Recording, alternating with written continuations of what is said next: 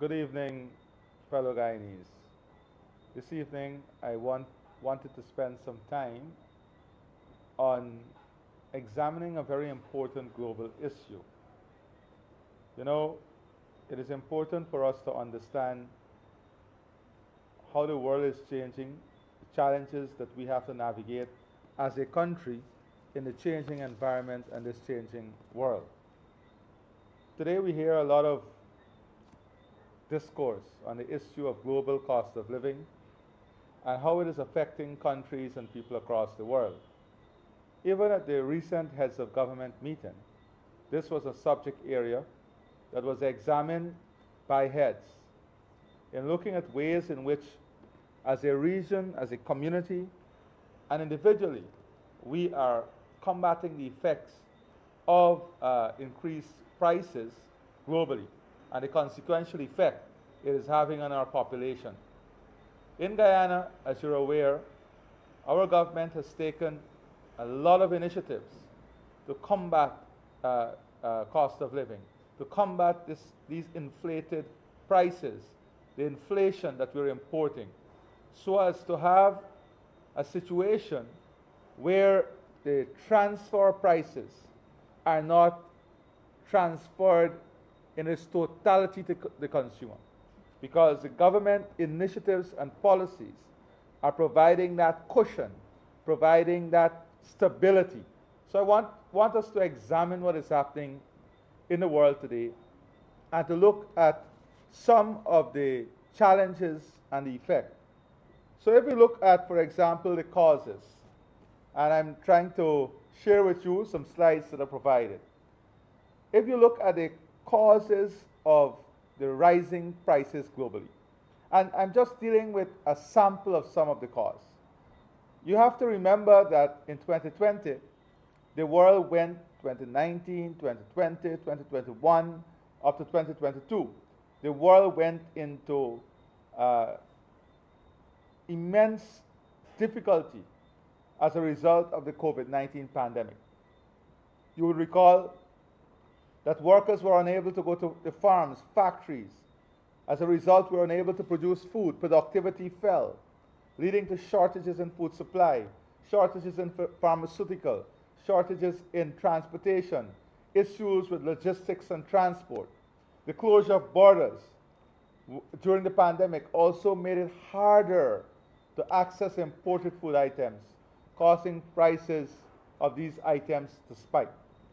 So we had issues where, from the production side, there was limited production because farmers were not going to the farm, factories were not open, agro-processing plants were not open. And then from the raw material side, the supply was also limited. So we went through those years dealing with the COVID-19 pandemic and the consequential effect. And remember, these are years between 2020 to 2022.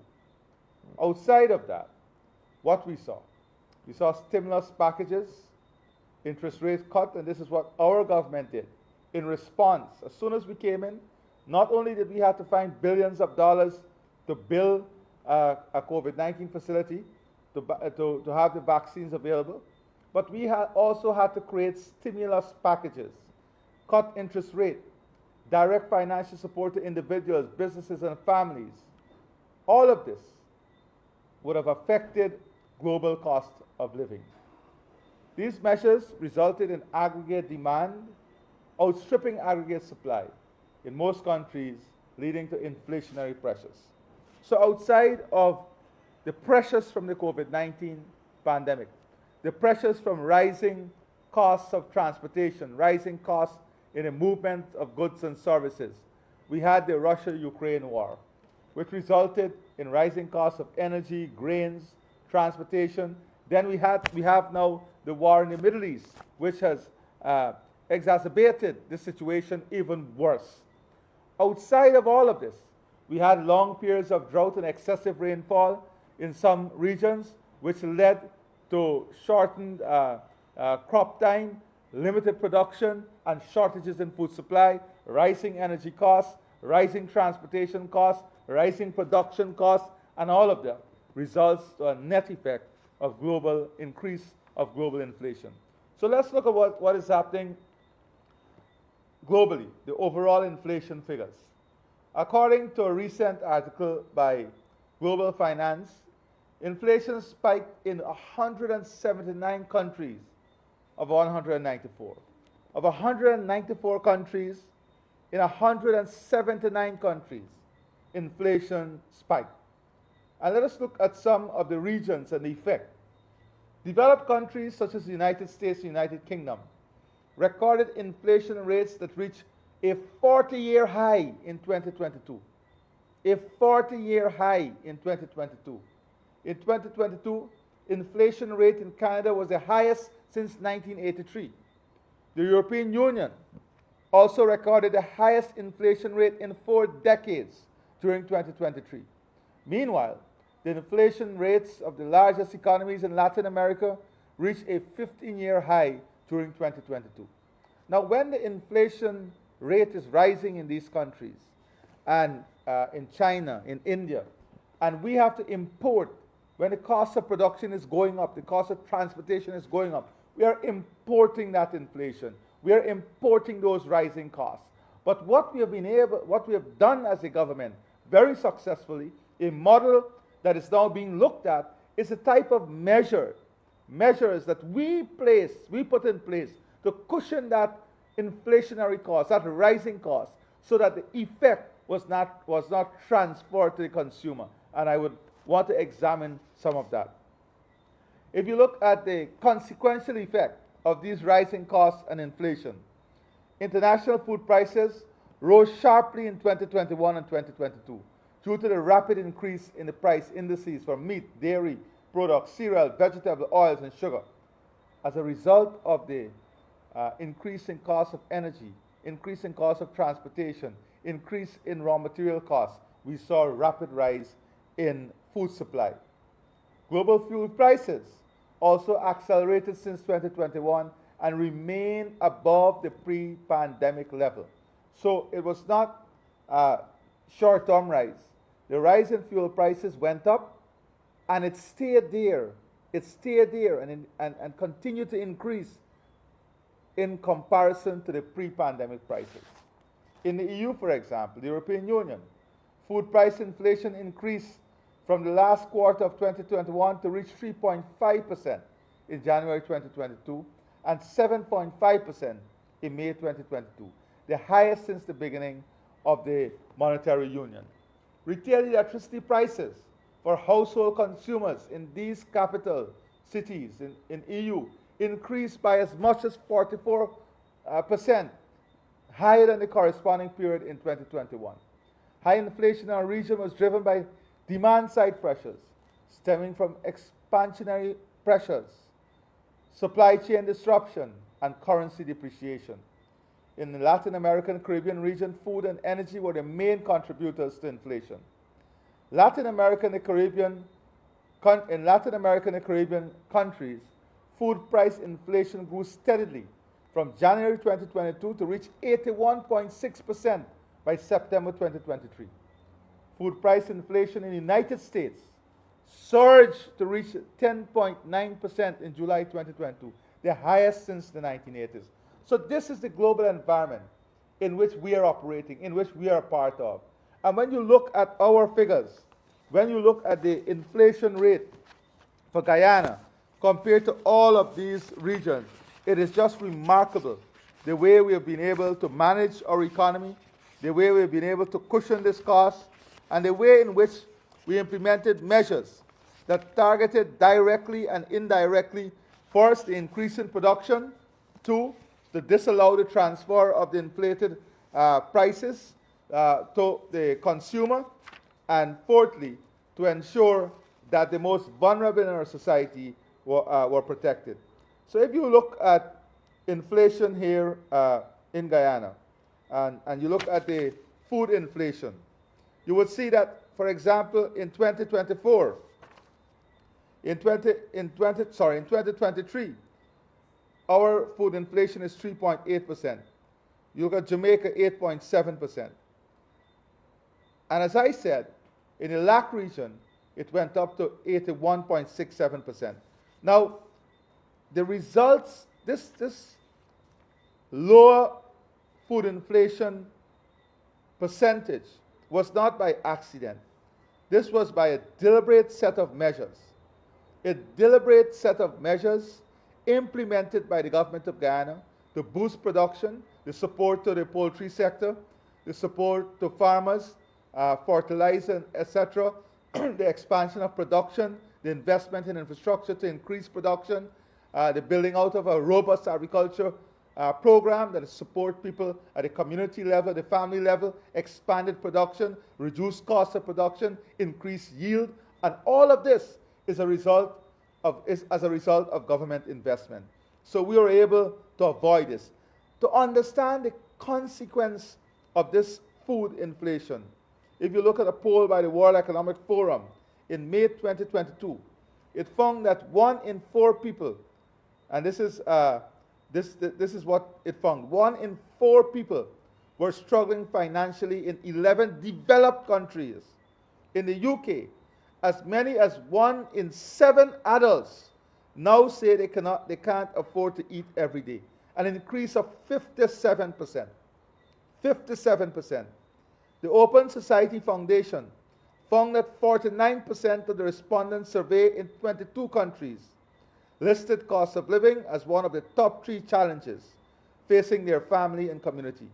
33% of the respondents in Western Europe appear to share a similar view. I'm sharing this information to show you and to demonstrate to you that the responsibility of the government and the policy-making matrix of the government has really secured our population, has really created a buffer that disallowed the entire transfer of these food inflation, to the pockets of our people and to our families. As a result of that, in 2023, when you look at food inflation in Guyana, it was about 3.8%. Now let us move on to look at some of the consequences. According to the UNDP, soaring food and energy prices have resulted in 71 million people in developing countries falling into poverty. 71 million people in developing countries falling into poverty. 1 in 4 people were struggling financially in 11 developed countries, as I said. 1 in 7 adults now say they cannot afford to eat every day. This is in the UK, as I said earlier. The spike in interest rate also placed a significant burden on the family budget of citizens who occupy their own dwelling financed with mortgages. So this is another issue. As a result of the global pressures, interest rate is going up. So persons now have to find more money to service their mortgage. This is globally. Here in Guyana, because of the deliberate policies and measures of the government, we are giving back. The mortgage interest relief has given back to persons with mortgages, home mortgages, almost $2.8 billion. We have reduced interest rate for low-income housing to as low as 3.5%. What this has allowed us to do is to achieve the lowest default rate. Our non-performing loans are at its lowest in the history. Again, these are because of the targeted policies of the government that cushion the effect of the global crisis on our people here. Unprecedented inflation pressure, coupled with sluggish economic growth, increased debt distress and fiscal constraint, food insecurity and inequality worsened. This is globally. Food security continues to affect the livelihood of around 4.1 million people, or 57% of the English-speaking population in the Caribbean. And this is coming closer to home. If you look at what the impact or the consequence of food security is, 4.1 million people in the English-speaking Caribbean, or 57% of the English-speaking population, English-speaking Caribbean population, is affected as a result of food insecurity. Increase in food prices has destabilized and impacted access, availability, and utilization of food. Food consumption and diets have deteriorated, resulting in persons skipping meals, eating less preferred foods, or going an entire day without eating. These are the consequences of food inflation and inflationary pressures on economies that surround us. Here in Guyana, we are seeing the deliberate policies of the government cushioning families, cushioning communities from this impact. Families are compromising their future livelihood by selling productive assets or spending savings to meet their food needs. And this is what is happening. If you look at this economy, people are using up their savings now to survive, using up their savings to eat, selling out assets to eat. When you look at Guyana, our saving rate is increasing. Our asset accumulation rate at a family and community level is increasing. The net value of people, the net value in terms of your asset value is also increasing.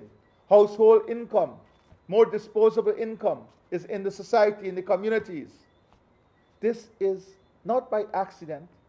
This is by the deliberate intervention of the government. This is by the policies and programs in the budget that are buttressing the economy and creating an environment that leads to stability. Let's examine some of the measures to reduce food inflation. So as I said, it's not only fiscal and monetary measures.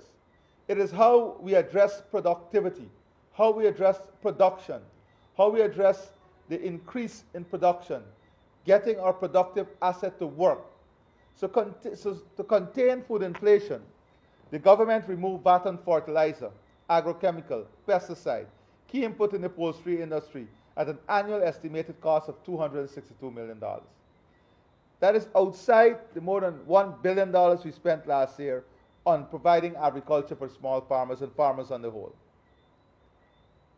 This is a direct intervention to boost production, expand production, so that the supply side would not be affected, so that the supply side will be invested in. And I'm not talking about it, hundreds of billions of dollars we're spending on D&I, improving infrastructure and access to farmlands. I'm not talking about the support to our fisher folk. All of that, when you add all of that, it contributed to the stabilization of the market, the stabilization of prices. In our 2021 budget, the government restored the zero-rated status on all food items and other basic household necessities, such as wheat and flour, basic breads, oat, unflavored cracker, biscuit, cooking oil, etc. Now, before this, the last government, what did the last government did? They did the reverse of this. They were about increased taxes, extracting from the productive sector, adding to the burden of people. Just imagine if you were operating in that environment. What would have been the situation today? So, what are some of the additional measures we put in place to boost production? VAT on machinery. Remove VAT on machinery and equipment used by farmers in the agricultural sector. This is to advance mechanization, increase productivity, and reduce cost of production. We establish a broiler breeder facility so that we can have more, instead of having the full effect of imported inflation on hatching eggs. We are now developing the capacity and capability to produce our hatching eggs here in Guyana, so we'll save that foreign currency and reduce that imported inflation also. Easy monetary policy encouraged credit to the private sector. We saw credit to the agriculture sector. And this is the facts. As a result of all the policies, all the measures that we put in place, the monetary policy that we put in place, what did we see? We saw that credit to the agriculture sector increased by 12.2 billion. 12.2 billion in 2019 to 21.9 billion by 2023. That is confidence in the policy. That is people responding to the policy. That is the policy working in the interest of the people, increasing production. What do you see in other countries in the region? A reversal of this. A reversal of this. In our case, we saw an increase in credit to the agricultural sector. What else did we do? The reversal of the 200, so you can remember that D&I charges increased under the last government by 220%. Irrigation fees and land rental fees increased by 600%. We reversed all of that. So we reversed the 600% increase and the 220% increase. That led to savings to the farmers. That led to more capital available for production. That led to improved efficiency. That led to the competitiveness of our farmers, improve and increase competitiveness of our farmers. Outside of that, we invested heavily in shared house construction, bringing young people into the production process, supporting women to invest in agriculture. Then what else did we do? We removed the corporate tax. The removal of corporate income tax on the interest earned by commercial banks on loan provided to the poultry sector. Nowhere else. In order to mitigate against the increased cost of eggs coming in, the increased cost of feed, which are the important input for chicken costs, what did we do? To help our poultry farmers, we removed the interest on the profit on loans to the poultry sector. So the interest earned by commercial banks on loans provided by the poultry sector are free from corporate tax. That's a direct incentive to improve lending to the poultry sector, reduce cost of lending to the poultry sector, and improve production and productive capacity. D&I charges. There again, we've invested, as I said, hundreds of billions of dollars in D&I charges. So what all of these measures, let us look at what it has led to. The impact of these measures that we implemented.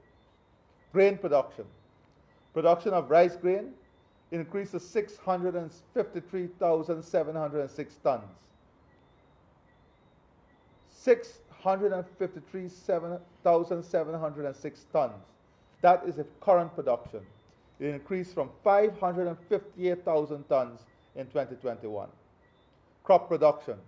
We see crop production increase from 735,000 metric tons in 2021 to 891,000 metric tons by 2023. Poultry meat production. We saw poultry meat production increase by 46% from 42,740 tons in 2020 to 62,536 tons by 2023. Fishery output. Output from the fishery sector also increased by 61% from 19,993 tons in 2020 to 32,234 tons by 2023. These are the net effect, the impact of the policies that we have brought in place, the impact of the investments that we are making. Shrimp production. Shrimp output increased by 22% from 13,543 tons in 2020 to 16,583 tons in 2023. And this is prawn production. When you look at this, just imagine if you are not able to increase our production, what would have been the situation today? This has allowed us to have more supply in the system, which would have helped to contain prices. One of the important issues that we had to deal with was the issue of rising fuel costs. And if you look at the measures that zeroing, when we zero the duty and the taxes on fuel, this measure cost us more than $70 billion. That is $70 billion that would have been transferred directly to the consumer. That is more than $70 billion that would have been extracted from the pockets of the consumer. If this measure was not implemented, consumers and business would have been burdened with higher fuel prices equivalent to the loss in revenue of more than $70 billion. Our productive sector would have been affected. Production would have been affected. Supply would have been affected. And all of this would have drove up prices. But we adjusted the excise tax on gasoline and diesel to zero. From the pandemic to now, it still remains zero. Look at freight costs. Freight costs was another big issue for us. Measures to address freight costs. That was another big issue that we had to address. So what did we do? In November 2020, 3 months after assuming office, there was a 75% increase in freight costs for 40-foot containers. To minimize the impact on imported items, especially food products, the government rolled back freight costs to the pre-pandemic level with effect from August 1st, 2021. What has this resulted in? This initiative has resulted in a cost of $16.8 billion up to December last year. And when you add this year figure, it is $22.8 billion. $22.8 billion that would have been transferred to the consumer, we absorbed because of this measure. We gave up $22.8 billion to protect prices, to safeguard prices. Point to one other jurisdiction that would have done this. If this measure was not implemented, that $22.8 billion would have had to be absorbed by the consumers, by families, by communities. Can you imagine the impact that would have had? Let us look at some other measures. To support the expansion of building, what did we do? We went and we negotiated lower interest rate on mortgage for homeowners. We waiver taxes on building material, waiver taxes on profit accrued out of interest for the banking sector so that they can continue to lower interest rate. We remove VAT on electricity and water and medical supply. That saves citizens almost $3 billion annually. This measure alone saves citizens almost $3 billion annually. The mortgage interest relief, increase the mortgage limit. We increased the limit to $30 million for mortgage interest relief. This increase in the mortgage interest relief program cost the government $2.4 billion up to the end of last year. We provided GWI and the power company with financial support to offset additional operational costs associated with the rising fuel prices. Not only did we help at the pumps and at the station and at the community level, we are subsidizing these utilities so there is no increase in costs, increase in prices that would have had to be passed on to the consumer. We restored the subsidy on electricity and water at an annual cost of more than $260 million.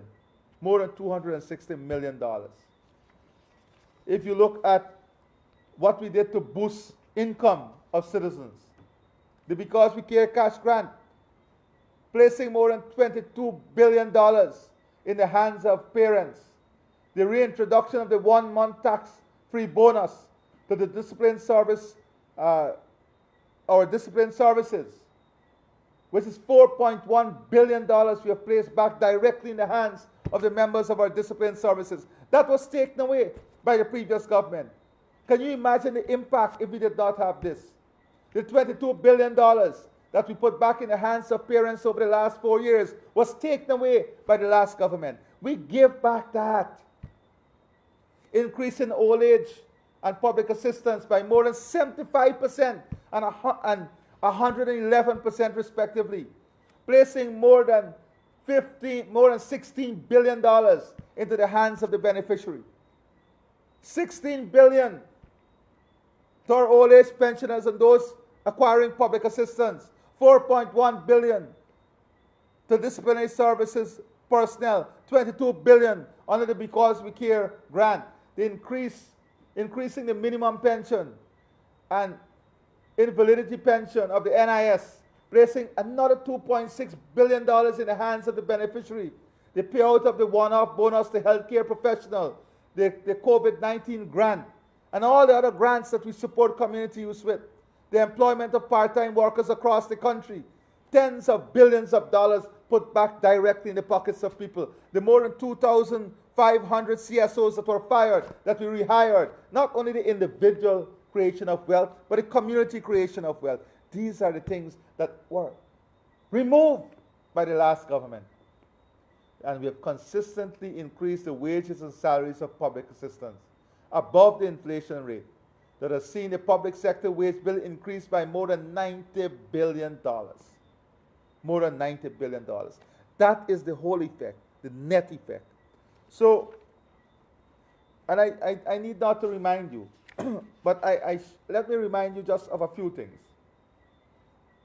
Because some of the revisionists that speak today would want you to forget that it's the AP and UAFC government that imposed VAT on electricity, water, medical supply, fertilizer, agrochemical, pesticide, key input for construction material, and other punitive taxes and license fees that took $110 billion annually from the pockets of households.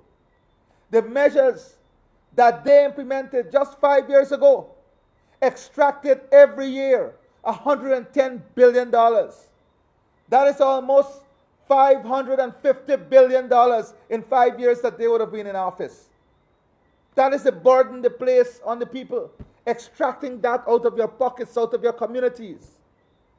The AP and UAFC government reduced the disposable income of citizens by discontinuing the Because We Care cash grant, denying members of the discipline services the 1 month bonus, forced public servant employees to transition to the permanent establishment rather than remain on contracts, took away the subsidy on water and electricity from pensioners, fired sugar workers and CSO, and caused many citizens to lose their jobs due to the attack on the productive sector. Yes, it was the AFC and APNU that did this to the Guyanese people.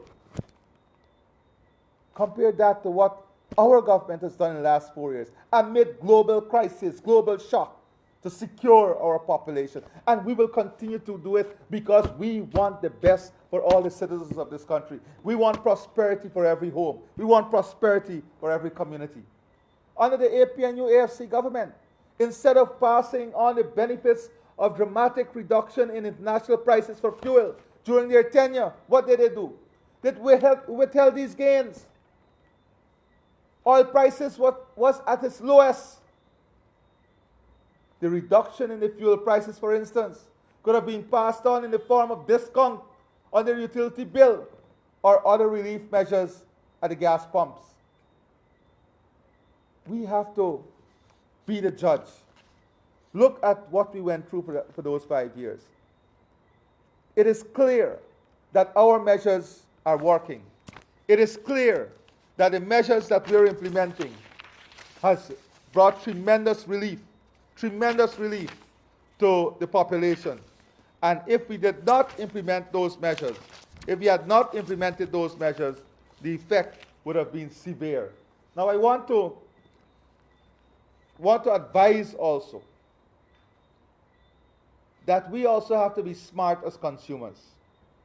So we did an analysis on prices in the supermarkets and in the community markets. And what we found, for example, items like cabbage, carila, potato, bora, belange were sold at an average in supermarkets of between 50% to more than 100% above prices in the community markets. So consumers have to also be smart. What our survey showed is that in supermarkets, for a number of items, the prices are between 50 to 100% more than in the community markets. We went recently to the fisher folk in Monrepo, and they were selling a pound of Banga Mary for $80 to $90 wholesale. In the market, it was $180 to $200. So we also have to make smart choices. We will continue to implement measures. Before the end of this year, there are a number of areas, policy areas that I'll be addressing, aimed at exactly what we said we want to do. Increasing disposable income at a household level, expanding prosperity, building wealth, and increasing production and productive capacity. So before the end of this year, I'll be addressing the population on additional measures that will continue to stimulate economic expansion, increase prosperity, increase production, expand the productive sector, increase food production, reduce costs of living, reduce costs of operations, improve competitiveness and profitability, and add to disposable income. These measures will continue to form the bedrock through which we build a strong, resilient, sustainable, and prosperous economy. Today, I end by thanking every Guyanese once more for the strength of character you showed 4 years ago in ensuring democracy survived. And as a result of the survival of democracy, and as a result of honoring the voice and the vote of the people, by having the rightfully elected government in our country in place, we have been able to bring these benefits to you and cushion you and your families from the dreadful effect of global inflationary pressures and prices. Thank you, and God bless you.